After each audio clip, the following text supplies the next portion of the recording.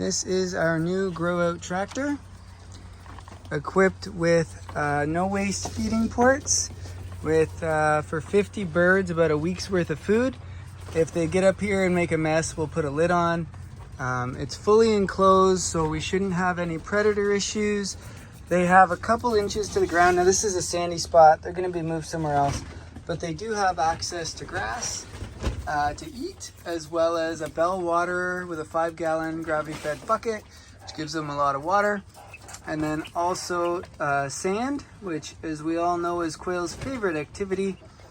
And then food just for the first couple days, as they're used to eating out of a trough and they haven't learned the feed ports yet, as these are grow outs, and I want to make sure that they don't starve themselves and get angry or aggressive. So they have both options right now, but eventually this will become a second sand bath, or maybe I leave it as a feed if it's that big of a deal.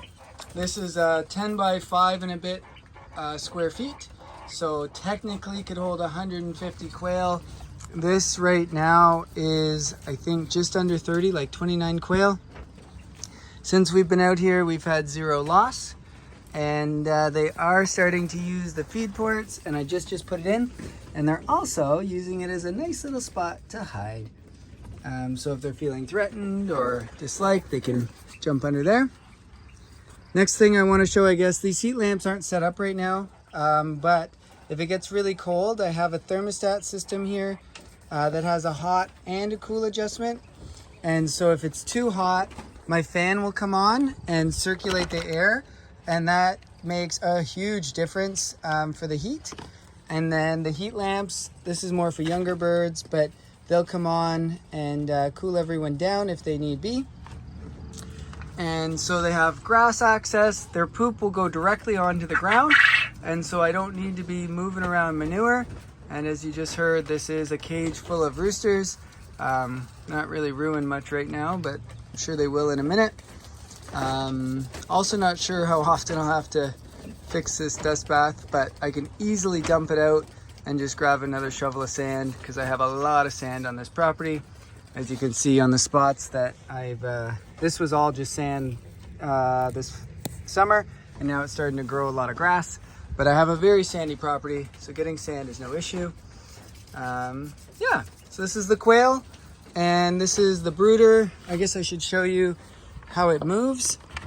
And so it's on 4 wheels, and I'm not sure I love these wheels because they can get jammed or fall in the ground, but I can easily, and when I say easy, it's still work for me as a grown man to pull, because these wheels aren't moving. There we go.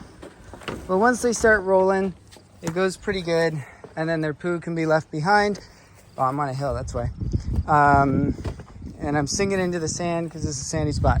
So this is the 5-gallon bucket that just gravity feeds the water, which I need to clean.